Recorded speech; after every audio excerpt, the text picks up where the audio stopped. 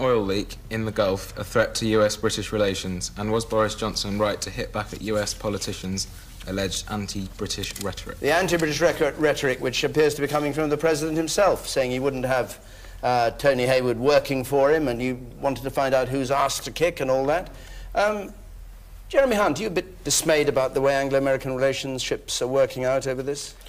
No, because I don't think this is an issue between the two countries, and I think we have to be a responsible government in this situation and recognise that what we have right at the moment is an environmental emergency. I mean, people have compared this in the press to the Piper Alpha disaster in 1988, where there was also a tragic loss of life. But that was releasing about 200 barrels a day into the ocean. This is more like 200,000 barrels a day. It is an absolutely appalling catastrophe. But Tony Hayward says that the Gulf is a big ocean and it's not going to, you know, it won't take up that much of space in that. You know, are you wise to say that, do you think? I think how BP handle this publicly is really a matter for BP, but what we want to make sure is that they stop... It's a matter for everybody, isn't it? Because they pay everybody's pension. Well, what matters is that they stop the leak, and I think what we have to do is everything we can behind the scenes to help both BP and to be in touch with the American government, and the evidence so far is that they are doing something to contain the leak. It seems to be containing about 11,000 barrels a day. But in the end, it's really important that we help them do that, and they have a responsibility to their pensioners, yes, but their primary responsibility now is to stop this environmental catastrophe. And is President Obama being unfair when he castigates BP for the way they're handling it? Well, that's a matter for him. No, I'm asking you. Yeah, I know, and I'm saying to you that... It's not a matter for him. We know what he's saying. It is a matter for him. But no, it is a matter for him what he says. But I think what I'd just say is that if there was an oil slick off the coast of Devon, I think people here would be pretty angry. And right now, this oil slick is moving from the coast of Louisiana round to Florida, and people are naturally very worried about their livelihoods, whether it's the fishing industry or the tourism industry, and frankly my heart goes out to them. I think everyone who lives near a beach or goes on holidays understands what a terrible thing it is to have to cope with an oil slick, and I think we have to practically do what we can to help BP. I think that's the responsible and sensible thing for the government to do. I don't know how you do that, but Toby Young, was the President indulging in anti-British rhetoric? Yes, he has been, and I think it's unfortunately the government, as we've just heard from Jeremy, has been very wet about this. President Obama has been behaving absolutely disgracefully. He referred to the company as British Petroleum in order to whip up anti-British sentiment when it hasn't been known as British Petroleum since 1998. But it is a British company, largely, well, isn't it? No, it's not. It's got it calls itself a British company. 6 directors are UK, 6 US, 10,000 employees UK, 20,000 US. How is that a British company? Obama has called for... He said that he would sack Tony Hayward. He is questioning whether BP should be able to pay a dividend this year.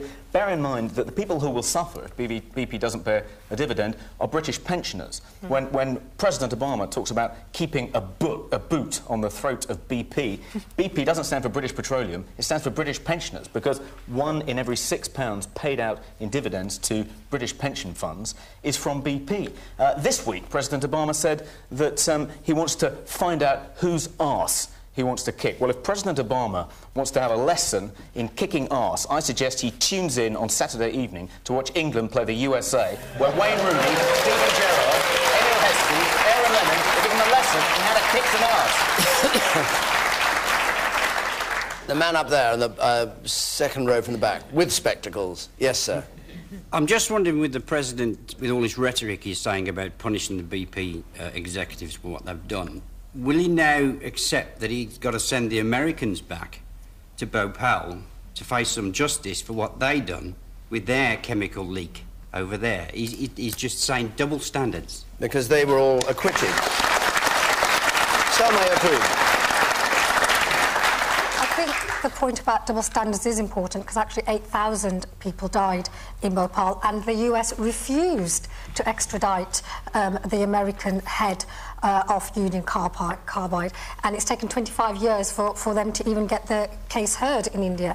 So yes, there are parallels, but the substantial point here is that a terrible disaster has happened. We're sitting here in Plymouth right now. If you look at the parallel, it would be the slick from here all the way up to Norwich, extending up to Wales. And quite rightly, people in this country, regardless of which company it was, would expect compensation, would expect expect the company to clear up, and there would be genuine anger. And I think President Obama is reflecting that. And if it means having to use the courts, which he shouldn't have to, because the point is BP should be taking its own responsibility. It shouldn't have to be told. And so I think that an important precedent is being set. OK.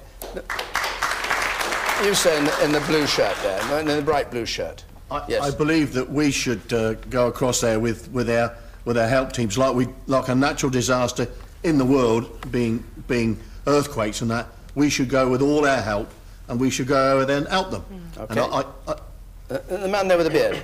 I'd like to see the same passionate rhetoric being directed from Mr. Obama towards some American oil companies and their behaviour in the Niger Delta. Ben Bradshaw. Reminder that what we're talking about is anti-British rhetoric, which Boris Johnson... I was going to return to the original question, which was whether this needs or should damage US-British relations. I don't think it does need to, and it shouldn't. I have to say I don't think it's helped by comments like those of Boris Johnson blundering around, taking a personal potshot at Barack Obama. I agree with Salma. I think this is a major environmental catastrophe. All Barack Obama is articulating is the very genuine anger that we would feel in this country if an oil company had created this environmental disaster on our doorstep. Not just environmental, but it's impacting on jobs, it's impacting on tourism. Now, we can have a debate as to whether BP should or could have done more, but certainly their PR has been a disaster, whether we like it or not. But it doesn't need to damage our relations. The American government today has made quite clear that that is the case. But I think politicians here, and that includes people like you, Toby, need to behave with some more restraint if we're not going to damage relations. But Ben, you know, because of President Obama's tub-thumping populist attacks on the company, it's lost 40% of its value. It's gone down in value from 112 billion to 73 billion. The share hasn't gone down because of what Obama said. The share's gone down because of the disaster. Not just because of the disaster, but because of all the threats that Obama's been making about criminal prosecutions and so forth. I think Salma's absolutely right. Why shouldn't the polluter pay? I think Salma's absolutely right. When something like this happens, why should you pay, or the taxpayer, or the American taxpayer pay, when the oil companies make a lot of money from taking oil out of the ground, and when something like this happens, they should pay the clean-up costs. But the loss in its share price does not reflect what it needs to pay. It can pay all the compensation it's required to pay and clean up the mess and cap the well without losing 40% of its value. Katie Hopkins. I find the whole thing really peculiar that we can't just group together, as one of the gentlemen in the audience says, and just sort of work out what we need to do from here forward. How do we look at solving this problem? And later on, we'll work out who's to blame, who needs to pay, and what we need to change going forward. I have 3 children under 5, and I can tell you at home, when there's a problem, they sort out their problem with a great deal more efficiency than these guys are doing. Who are you saying is not sorting it out? BP or the American government? The oil companies working with BP, Obama, possibly Boris Johnson's not helping, the name-calling, the finger-pointing, he did that, no, Mum, I did that, no, she didn't, he hit me first. That's what's going on at the moment. And I just think we need to kind of grow up, sort the problem out, grip it, and then work out what we have to do in future to stop this happening again. Okay. The man in the black shirt up there, yes. It was even suggested